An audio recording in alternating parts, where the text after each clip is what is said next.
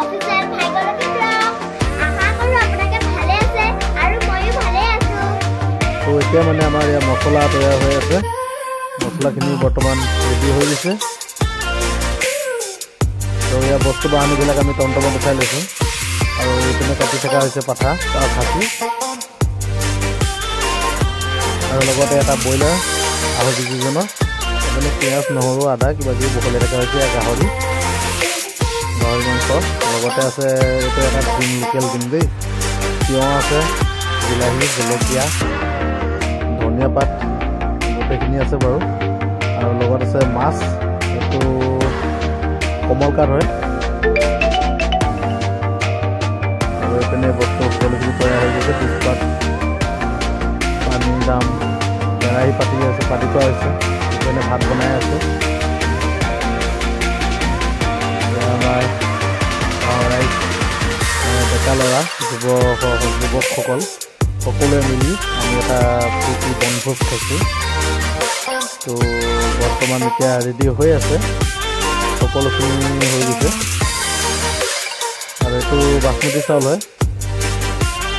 ধনিয়া পাত, তিয়ঁহ, বিলাহী, আলু সকলোখিনি আছে, ৰেডি হৈ গৈছে, কাটা কুটা হৈ গৈছে। তো ফাইনেলি এতিয়া গাজৰো আহি পালেহি আৰু মাছ, এইফালে মাছ দেখিবলৈ পাইছে আপোনালোকে। আৰু এইপিনে এয়া হৈছে খাচী মাংস।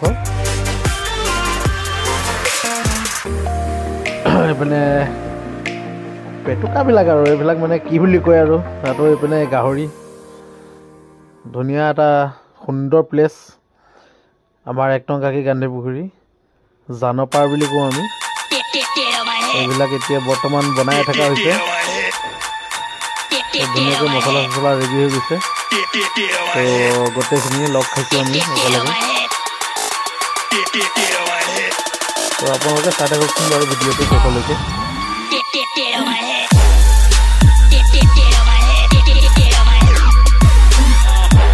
আমাৰ দুজন দাদাই কাৰিকৰৰ কাম কৰি আছে।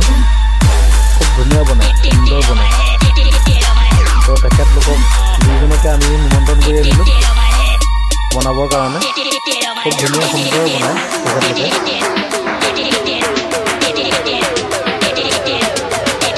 আৰু লগত এতিয়া বৰ্তমান গাহৰি কৰা হৈ গৈছে। গাহৰি কৰা হয়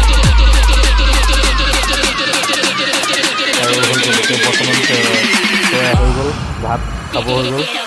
তো 10জন মানুহক বহাই দিয়া হৈছে ভাত খাবৰ কাৰণে। এয়া আমাৰ দি আছে। তো লাষ্ট টাইমত আৰু আমি বহিছোঁ আৰু তো আমিও খাইছোঁ। সঁচাকৈ খুব ভাল লাগিল।